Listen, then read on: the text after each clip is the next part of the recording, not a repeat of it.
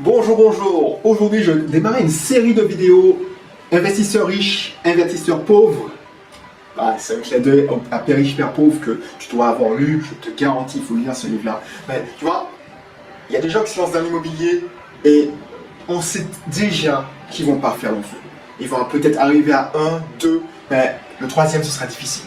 Ils vont être dégoûtés. Je t'explique ça dans cette vidéo. Alors, ce sera une série de, je pense, 4 vidéos. Parce que ce sera un peu long parce que je te donnais 5 conseils par étape. Et avant de rentrer dans le vif du sujet, si tu ne me connais pas encore, parce que peut-être que c'est la première fois que tu tombes sur cette chaîne-là, je m'appelle Audrey Cédric Belrose, je suis actuellement aux Antilles, précisément en Martinique, mais je vais régulièrement en Guadeloupe aussi, parce que j'ai des clients en Guadeloupe et Martinique. J'accompagne entre autres, en plus des dirigeants de 3 autres structures, 2 autres structures, puisque le Softil c'est une structure, et je suis associé dans d'autres sociétés. J'accompagne des gens pour qu'ils investissent rentablement dans l'immobilier aux Antilles, mais aussi en métropole. Donc n'hésite pas à t'inscrire, à t'abonner, intégrer mon club gratuit dans l'immobilier. Alors pourquoi cette vidéo? Parce que même quand tu es accompagné, il y a des vieux réflexes. Alors encore plus si tu ne veux pas investir dans un accompagnement, tu veux te former gratuitement ou allez, au mieux tu veux te former en achetant une formation en ligne. Il faut savoir que l'investissement locatif, il y a une grosse part de technique, il faut connaître la technique, savoir évaluer un bien, connaître une bonne affaire, mais il y a une grosse part d'émotionnel, la gestion de ses émotions justement, et d'état d'esprit. Avoir le bon mindset, et ça, tu peux pas l'avoir, même si tu as entendu une formation de développement personnel, tu peux pas l'avoir, chasser le naturel, il revient au galop, en regardant juste des formations en ligne. Tu penses que tu l'as, tu penses que tu as augmenté, tu as progressé. Oui, c'est facile de progresser quand on parle de pas grand chose. Moi, je te dis parce que je suis passé par là, c'est pour ça.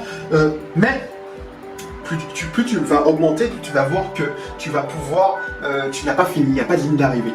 Et pour être millionnaire, pour gérer, pour devenir libre financièrement, il faut savoir résoudre des problématiques de personnes libres financièrement, de personnes millionnaires, et je ne me regarde même pas les problématiques de milliardaires. Donc pourquoi je te dis ça? Pourquoi je te dis ça? Parce que Père riche, Père pauvre, c'est un livre de Robert Kiyosaki, ça t'explique les mentalités et comment pense le père riche et comment pense le père pauvre. Donc je vais essayer de faire le parallèle en me basant sur les 4 grands principes quand tu veux réussir un investissement locatif. Déjà, tu dois trouver le bien à forte rentabilité. Donc, tu sais, l'investisseur pauvre, alors c'est pas que je dirais quand tu es pauvre et riche, mais c'est pour faire le parallèle et pour que tu comprennes. L'investisseur pauvre va se focaliser sur le prix uniquement et la rentabilité. Ça c'est chiant, alors que le riche va définir un projet adapté à ses contraintes et ses valeurs. Quand j'explique ça, les gens ils se disent mais c'est quoi? Mais en fait, je vois pas mal de personnes, de wannabe investisseurs, qui font à tout va, ils vont voir leur banquier. Ils disent qu'ils vont faire un investissement locatif. Qu'est-ce que je peux avoir comme enveloppe? Et ensuite, ils se focalisent et ils ne définissent pas le projet. Donc, ils ont entendu dire que tel youtubeur dit que c'est la location courte durée. Ils ne se posent même pas la question si ça va être bon pour eux, est-ce qu'ils auront le temps de gérer la location courte durée, parce que, entre parenthèses, ça fait 10 ans que je fais ça, c'est un métier à part entière. Et ils se lancent dans la machine, et ils se lancent à l'assaut, et ils visitent, ils n'ont pas de secteur, ils ne savent pas si c'est, je sais pas moi, au Gosier, ils veulent investir au Moule, ils veulent investir pour la Martinique, je sais pas, à Sainte-Anne, ou même à Tartane, tu vois. Et ils se focalisent, ils jouent, mais ils regardent, ils sont tellement... alors aujourd'hui c'est de la location courte durée, ensuite c'est de la colocation, ensuite ils regardent les immeubles de rapport. Résultat, ils perdent beaucoup d'énergie et beaucoup de temps.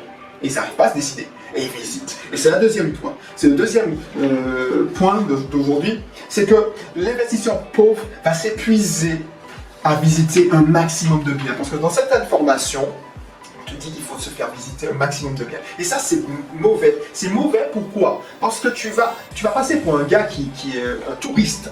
Je te dis ça parce que, à longueur de journée, mes partenaires agents immobiliers m'expliquent qu'ils en ont marre de ces gens qui savent pas ce qu'ils veulent, qui n'ont même pas de capacité d'emprunt, qui sont même pas de simulation. Et c'est pour ça qu'ils demandent de plus en plus de simulations bancaires à faire avant de faire des visites. Et ils te font des rendez-vous de découverte, ce qu'on appelle rendez-vous de découverte, calculer ta capacité d'emprunt. Et est-ce que tu es un investisseur sérieux? Est-ce que tu as un projet défini? Est-ce qu'il est défini? Oui. Est-ce que tu sais où tu veux aller? Quel secteur? Tu connais ta capacité d'emprunt? Est-ce que tu as les 3 critères pour investir? Voilà. C'est ça qu'on appelle un rendez-vous de découverte. Et maintenant, alors, tu vas tomber sur des amateurs qui viennent de démarrer, qui sont mandataires, et ils vont te permettre de visiter et tu vas te promener avec eux. J'ai l'impression, si tu es un investisseur pauvre, que tu avances, mais en fait, tu n'avances pas. Tu te fais juste plaisir et tu n'apprends pas parce qu'à chaque fois que tu visites, tu sais pas ce que tu veux. Donc du coup, qu'est-ce qui se passe? Tu vas être juste embrouillé. Tu ne connais pas ton secteur. Aujourd'hui, tu vas au Lorrain visiter un immeuble de rapport. Demain matin, tu vas, je sais pas moi, visiter un bien à 5 plus. Donc c'est extrapole. Tu extrapoles, tu perds juste ton temps. Alors qu'un investisseur riche, va visiter que 2 à 3 biens. Pourquoi? Parce qu'il s'est déjà filtré en amont, il ne visite pas tout, parce qu'il sait très bien que ça ne correspond pas, et parce qu'il a fait le travail de définir son projet, donc il sait où il veut aller, et il sait que son budget, il sait sa capacité d'emprunt à peu près, donc il va faire que 2-3 visites maximum avant de faire une offre. Alors qu'au bout de 15 visites, l'investisseur pauvre n'a toujours pas fait d'offre. C'est ça la réalité des choses. Hein. Il perd son temps, il va voir la mairie, il va voir... il perd de l'énergie. Les investisseurs pauvres perdent de l'énergie. Autre chose, l'investisseur pauvre va vouloir, en plus de faire beaucoup de visites, va vouloir visiter systématiquement avec son entrepreneur ou quelqu'un qui s'y connaît en immobilier ou en chantier. Donc, ça peut être un ami de la famille, ça peut être... Et ça, franchement, c'est une perte de temps. Et une perte de temps, pourquoi? Parce que les meilleures affaires restent moins d'une semaine, 24 heures sur le marché. Moi, franchement, pour être sur le marché régulièrement, pour être sur le terrain régulièrement, une annonce est sortie mercredi, j'étais en visite jeudi, c'était un partenaire, donc il a pu me faire visiter parmi les premiers, j'ai fait une offre et c'est passé. Donc une bonne affaire ne reste pas plus de 24 heures sur le marché, des fois. Et ça n'a même pas le temps d'arriver sur les sites de petites annonces. Pourquoi? Parce qu'il y a un partenaire, il sait que j'ai des gens qui peuvent investir rapidement, donc il me les propose, et quand ça arrive sur, par exemple, un site de petite annonce, c'est pas acquis de conscience, parce que celui qui a donné le mandat, la personne, le vendeur a payé un pack où il fallait que ce soit sur Internet, voilà, mais c'est déjà prévendu. Donc, si tu attends de visiter et tu dois déranger ton artisan, pote ami qui s'y connaît un peu systématiquement, et tu n'as pas de secteur, tu le fais arriver à Trinité, ensuite tu le fais arriver au Marin, ou tu le fais arriver à Déhay, ou tu le fais arriver jusqu'au Moule ou à Saint-François, le mec il va faire ça une fois, 2 fois, mais il sera moins disponible. Donc si tu ne peux pas te positionner sans faire d'offre, comme un investisseur riche qui sait plus ou moins combien ça va coûter la rénovation, parce qu'il a défini son projet, il sait à peu près combien ça coûte. Peut-être qu'il est accompagné, voilà, s'il n'a pas encore la connaissance, puisque l'investisseur riche privilégie son temps que l'argent qu'il va investir en plus. Ça va marcher. 4e point, quand l'investisseur pauvre visite un bien, il veut négocier comme s'il négociait une voiture. Donc il va dénigrer le bien de la personne.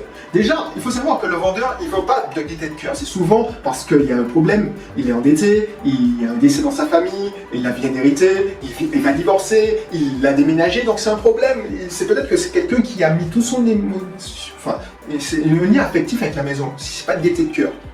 Sauf si tu tombes sur quelqu'un qui a hérité de parents éloignés et il veut juste le vendre. Donc, quand tu commences à négocier en dénigrant, en disant ouais mais non, ça va pas le faire, parce que tu vas passer pour quelqu'un qui n'est pas aimable. Alors que le riche va pouvoir justement se montrer respectueux, c'est ça le truc, se montrer respectueux, donner son avis, faisant pointer oui, bon, ok, montrer son enthousiasme pour le bien, parce que en fait il n'est pas fatigué de visiter, il a visité que toi. 3 biens, et puis s'il prend la peine de visiter, c'est qu'il a 90% de chance, allez, 60% de chance de faire une offre. Parce qu'il va commencer à visiter du prioritaire au moins bien. Donc c'est pour ça que ça va faire la différence. Donc du coup, si mis bout à bout, rien que dans la première phase de trouver le bien, l'investisseur riche va économiser pas mal de temps et pas mal d'énergie. Donc ça qui va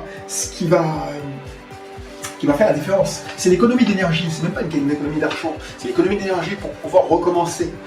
Donc du coup, 5e point, et ce sera le dernier point de cette première partie, il y en a 4, c'est une série de 4 parties, de 4 vidéos.